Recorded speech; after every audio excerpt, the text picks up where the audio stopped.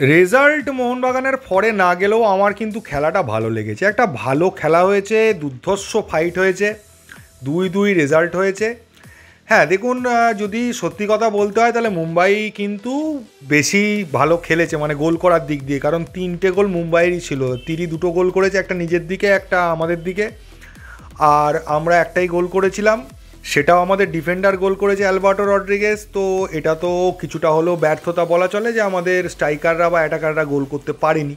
তবে টোটাল খেলাটা দেখে ভালো লাগছিল, কেউ কাউকে জমি ছাড়ছিল না, এবং রেজাল্ট কিন্তু এক্সপেক্টেড। আপনারা জানি না আনএক্সপেক্টেড আপনাদের কাছে লেগেছে কিনা, আমার কাছে কিন্তু এক্সপেক্টেড। কারণ মোহনবাগান 2টো গোলের লিড ধরে রাখতে পারছিল না। আগের খেলাগুলোও দেখা গেছে যেখানে মোহনবাগান লিডটা ধরে রাখতে পারেনি, ফাইনালও এরকম হয়েছিল। তো সেরকমই ব্যাপার, লিডটা ওরা ধরে রাখতে পারছে না।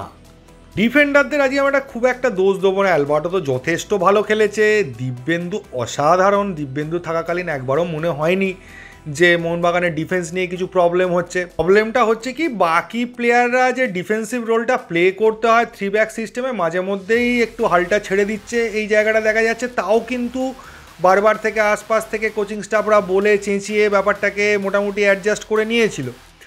গোল দুটো আমি কার ভুল আমি বলবো না, গোল দুটো কিন্তু অসাধারণ ছিল, কিছু করার নেই। প্রথম গোলটা তো কারোরই কিছু করার নেই, তিরির গায়ে লেগে ঢুকে গেছে মানে একটা জটলার মধ্যে। প্রথম গোলটাও আমাদের সেইভাবেই হয়েছিল, ঠিক এক্স্যাক্টলি অ্যালবার্টো রড্রিগেজ যেরকম পেনাল্টি বক্সের বাইরে থেকে বা ওখান থেকে মেরে ঢুকিয়ে দিল একটা বুলেটের মতো শট মেরে, ওদের ক্রোমাও কিন্তু একটা নিখুঁত প্লেসমেন্ট করলো।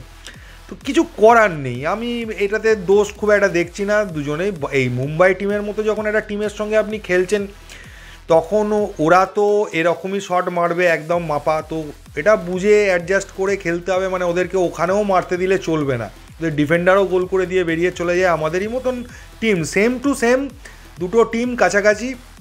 ফলে ট্যাসেলটাও খুবই হয়েছে এবং রেজাল্টটাও এক্সপেক্টেডই, আমার কাছে এক্সপেক্টেড রেজাল্ট। আমার ব্যক্তিগতভাবে মনে হয়েছিল 3টে গোল করতে পারলে আমরা ম্যাচটা জিতে যাব, তো সেটা হলো না। ফার্স্ট হাফের পরেও আমার মনে হয়েছিল একটা গোল আমাদের করতেই হবে, কারণ মুম্বাই 2টো গোল রিটার্ন দিতে পারে, এবং আমাদের পাস রেকর্ডও বলছে আমরা 2টো গোল খেয়ে গেছি সেকেন্ড হাফে। খেলার কথা বললে প্রথম দিকে কিন্তু মোহনবাগানের প্রচুর মিস পাস ছিল, বল কিছুতেই ঠিকমতো পাস করতে পারছিল না, মুম্বাইয়ের ডিফেন্স ভেঙে ঢুকতে পারছিল না। তারপরে আস্তে আস্তে খেলাটা ধরে নেয়, আস্তে আস্তে পাসিং ফুটবল খেলে খেলে খেলে খেলে বল নিয়ে ওঠে, কিছুটা ডমিনেট করে। তবে পুরো ম্যাচটা জুড়ে কারোরই টোটাল ডমিনেশন ছিল না, কখনো মোহনবাগান ডমিনেট করেছে তো কখনো মুম্বাই ডমিনেট করেছে। প্রথম দিকে যে কম্বিনেশনটা মলিনা নামিয়েছিল ঠিকঠাকই নামিয়েছিল, কিন্তু প্রবলেমটা হচ্ছে ওই ফরমেশনটা ডিফেন্সটাকে কিছুটা সলিড করে রেখেছিল।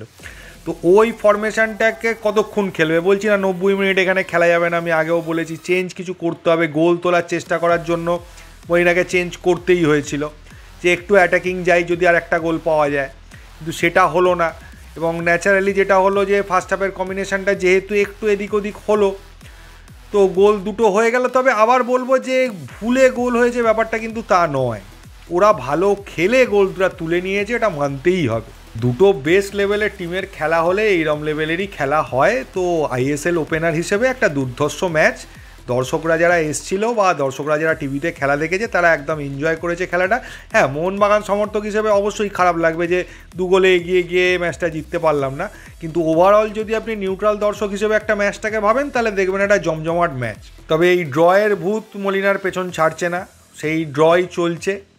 তো বোধহয় বেঙ্গালুরু এফসি ম্যাচটা থেকে শুরু হয়েছে, বেঙ্গালুরু নর্থ ইস্ট, তারপর মুম্বাই, এই ম্যাচটাও ড্র হলো। না, ভুল বললাম, পাঞ্জাব এফসি থেকে শুরু হয়েছে, পাঞ্জাব এফসি থেকে ড্র করাটা শুরু হয়েছে। এটা নিয়ে 1 2 3 4 নম্বর ম্যাচ ড্র হলো। আর বিশেষ কিছু এটা নিয়ে বলবো না, ম্যাচটা নিয়ে কালকে আমি আরও ভালো করে দেখবো যে কার কী ভুল ছিল না ছিল, সেগুলো যদি কিছু খুঁজে পাই সেটা নিয়ে আলোচনা করব। এবার যদি চলে আসি আনোয়ার আলী কেস, এই কেস বোধহয় আমি কেন বড় বড় লোকেরাও বলছে তাদের জীবনে দেখা সেরা কেস। আবার পুরোপুরি টুইস্ট, সকালে শুনেছিলাম যেটা আপনাদের বলেছিলাম যে ইস্টবেঙ্গল এবং দিল্লি এফসি হাইকোর্টে একটা অ্যাপিল করতে যাচ্ছে স্টে অর্ডার, মাঝখানে খবর বেরোলো যে স্টে হয়ে গেছে, কিন্তু স্টে হয়নি। ব্যাপারটা এটাই হয়েছে, হাইকোর্ট পুরো জিনিসটাকে ক্যান্সেল করে দিয়েছে যা প্রথম থেকে হচ্ছিল। এবার এখানে কিছু সমস্যা আছে, সেটা হচ্ছে মজাও আছে অনেকগুলো। যদি প্রথম থেকে শুরু হয় তাহলে মোহনবাগানের প্লেয়ার আনোয়ার আলী, তো আনোয়ার আলী কন্ট্রাক্ট টার্মিনেট করে দিয়েছে, তাই সে মোহনবাগানের প্লেয়ার নয়, সে দিল্লি এফসির প্লেয়ার। সেই অবস্থা থেকে শুরু হবে, মানে ইস্টবেঙ্গলে যে আনোয়ার গেছে সেটা এখনও যায়নি। এবার কালকে যদি পিএসসিকে, কালকে যদি নয় কালকে পিএসসিকে রায় দিতে বলা হয়েছে এবং পিএসসিকে পুরো জিনিসটাকে নতুন করে শুনে নতুন করে হিয়ারিং করতে হবে। তো হিয়ারিং জেনারেলি চেঞ্জ হবে না আমরা বুঝতে পারছি, কিন্তু হিয়ারিং একটা জায়গায় চেঞ্জ হওয়ার সম্ভাবনা আছে, সেটা হচ্ছে ইস্টবেঙ্গল এখনও আনোয়ারকে সেই হিসেবে সই করায়নি, তাহলে ইস্টবেঙ্গল ট্রান্সফার ব্যান খাবে কী করে? তো ইস্টবেঙ্গল যদি এখান থেকে আনোয়ারকে না সই করায় তাহলে কিন্তু ইস্টবেঙ্গল ট্রান্সফার ব্যান খাচ্ছে না, পেনাল্টিও কিছু খাচ্ছে না। আর রায় কিছু চেঞ্জ হবে না, রায় ওই একই জায়গাতেই থাকবে। আনোয়ার যেখানে খেলতে চায় সেখানে সে সই করতে পারবে এরকম একটা থাকবে, কিন্তু তার সঙ্গে 4 মাসের ব্যান থাকবে। ইস্টবেঙ্গল তখন বলা হয়েছিল ইস্টবেঙ্গল নিজের রিস্কে সই করাবে, এখন যা অবস্থা ইস্টবেঙ্গল এখনও সই করায়নি। তো ইস্টবেঙ্গল কী করবে? নিজের রিস্কে যদি সই করায় তাহলে অটোমেটিক্যালি আগের যে ব্যাপারগুলো ছিল সেগুলোই থেকে যাচ্ছে, মানে 2টো ট্রান্সফার সিজন ব্যান আর এই ফাইনটা। আর ইস্টবেঙ্গল যদি না সই করায় তাহলে ট্রান্সফার ব্যানটা খাচ্ছে দিল্লি এফসি এবং পেনাল্টিটাও সেক্ষেত্রে আনোয়ার আর দিল্লি এফসির মধ্যেই পড়ছে, ইস্টবেঙ্গলের ওপর পড়ছে না। তো আমার ব্যক্তিগতভাবে মনে হচ্ছে যে এই কন্ডিশনটা রেখেই পিএসসি কালকে ভার্ডিক্টটা দেবে, কারণ পিএসসি তো ভার্ডিক্ট দুম করে চেঞ্জ করতে পারবে না, একদিন আগে যে ভার্ডিক্ট দিয়েছে 2 দিন পরে সেটা চেঞ্জ হয়ে যাবে, এরকম তো হবে না। তো এটা হতে পারে যে ক্লাবই সই করাবে তাকে এই টাকার ফাইনটা দিতে হবে আর তাকে 2টো সিজন ট্রান্সফার ব্যান খেতে হবে আনোয়ারকে, এইরকমভাবে একটা রায় দিতে পারে। আর যদি কেউ সই না করায় তাহলে ও দিল্লি এফসিরই প্লেয়ার হয়ে যাবে, দিল্লি এফসিকেই পুরো এই পেনাল্টিটা দিতে হবে আর ট্রান্সফার ব্যানও দিল্লি এফসিকে খেতে হবে।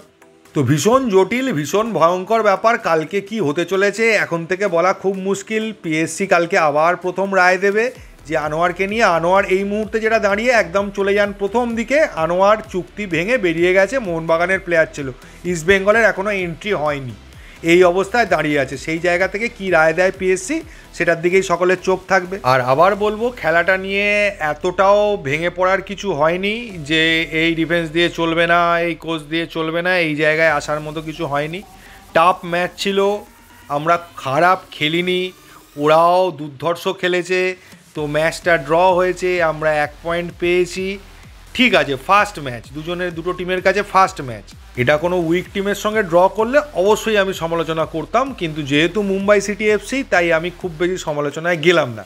তো এই ভিডিওতে এইটুকু। যদি ভিডিওটা ভালো লাগে প্লিজ চ্যানেলটাকে সাবস্ক্রাইব করবেন। থ্যাংক ইউ, ধন্যবাদ এবং জয় মোহনবাগান।